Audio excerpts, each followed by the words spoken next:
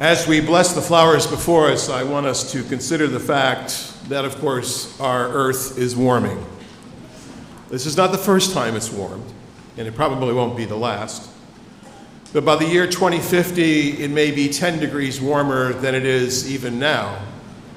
And the seas will likely have risen, depending on where you are, by up to a foot. Most of the beaches in Southern California will be covered, and most of Florida will be underwater. Bangladesh and the islands of the Pacific will largely disappear. The polar ecosystems that have balanced our temperature may result in losing thousands more species of plants and animals. And where will have all the flowers gone then?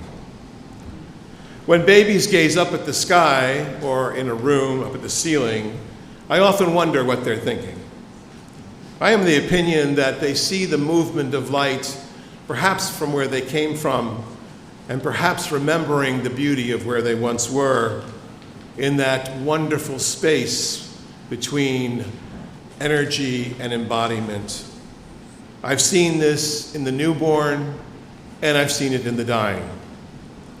If we consider the fact that this human body is made of flesh and bone and mostly water, what holds it together then, what vibrates within us, is an energy. And that energy, that formed energy, is what vibrates all that we see in existence today. Our planet, of which we're a part, and everything upon it. So what we really have on this flower communion is the question of energy itself. You and me and these flowers, all of them are part of the energy that we need in order to stay alive. If we transform that mandate, how will it change the way we look at our world? How does the light that is so bright going to sustain life on this planet? And how are the flowers that are here now going to survive? I believe that tending the gardens of our lives and of the places we live, of this very planet, are driven not by anger and righteousness, but by compassion and care. Because that's what it comes down to. It doesn't come down to being angry about something. It comes down to being caring about something. And that's the heart of any religion at its best in our world. My colleague Tess Baumberger wrote, as we encounter others in our community, they are exploring paths similar to our own. They listen to our stories, and we should listen to theirs, and that way we become more of the garden that we were always meant to be, a garden of souls. If we have any theological position beyond the covenant and love of our community, I believe it's the belief in the interconnected web of all existence. All life, and perhaps more than life, is bound together by this energy which we see inside these flowers. This energy of the universe is continuous. It's not one thing to the next. Even when something dies, the energy goes on. And so our tending then of the planet, our tending of our lives, our tending of the difficulty we're facing right now, this is more than a political question, friends. This is really a spiritual question.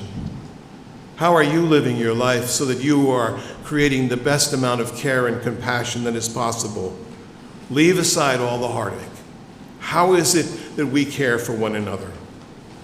And this includes not only ourselves and our immediate neighbors, but all those who are in marginalized communities. And the list is long. Gene Ramsbottom wanted me to tell you that this is the 78th anniversary of Nakba. This is the recognition of the catastrophe, and that's what it means in Arabic, of the mass displacement and dispossession of Palestinian people. But it is one example of many examples that really takes more care and compassion, as well as the work that we're already doing. I think if we look at something even more elemental, we will find out that what we're really made of is humility. Thinking of this made me think of the storybook Yurtle the Turtle. Y'all remember Yurtle the Turtle? And if our kids don't know Yurtle the Turtle, there's something missing in their theological education. You want to pull that out.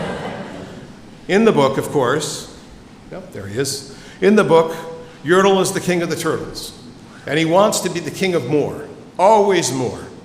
And he stood on top of an ever greater stack of turtles going all the way up into the sky. He was the king of more and more.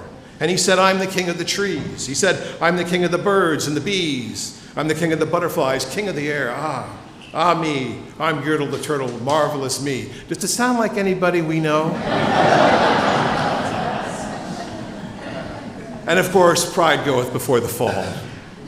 And the higher and higher Yurtle the Turtle goes so that he can be king of the sky and the moon and the sun. And then one little turtle at the bottom of the pack, one little turtle named Mac, burps. And Yurtle the Turtle falls into the mud where he is the king of nothing at all.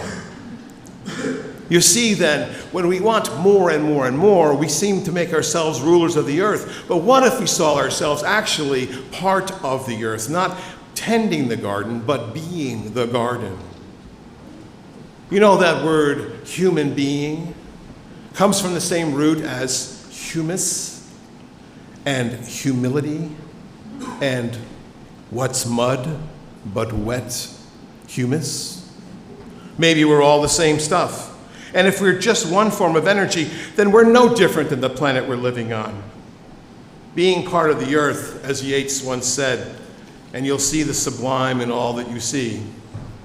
Mother Teresa is said to have begun each of her days in a little rose garden, small, no more than 5 feet by 5 feet, where she could be reminded of the Garden of Eden within every one of us. I like to think of Mother Earth, as she is a mother, as a single mom. And like all single moms, she needs help. And we're all her kids, so we should be helping.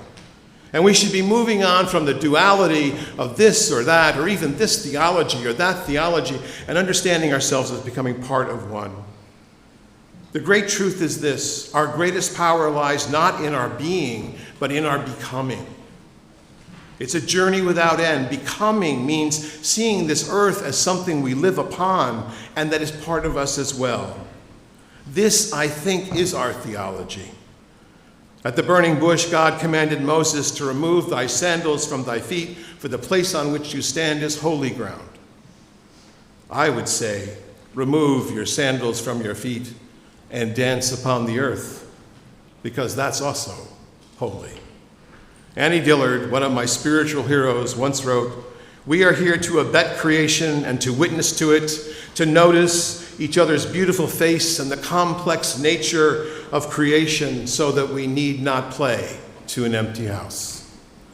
We are the house, and it's far from empty. So let's get going."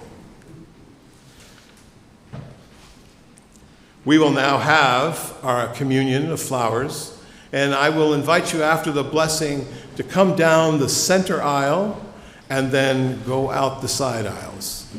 And it should work. Here's the blessing by Norbert Jopek. Children of the earth and sky, brought together in bodies of spirit, we are nurtured and sustained and given life from above and below. When we turn from self and seek to be aware, we see in all people and in all things the blossom and the love of birdsong and sky. Infinite Spirit of life, we ask your blessing upon these messengers of fellowship and love, these beautiful flowers. And we remind us amid the diversities of knowledge and gifts that we desire one in affection and devotion to the holy will. And may we be reminded of the value of comradeship, of doing and sharing alike. There are so many boundaries around us, so many limitations.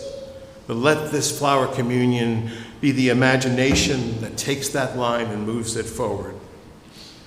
As you come forward, pick a flower different than the one you brought. And in this flower, note its shape and its size and its smell. See how it represents not just what you are, but imagine what it brought to the person who brought it here. With this kindest touch, we now partake in our flower communion.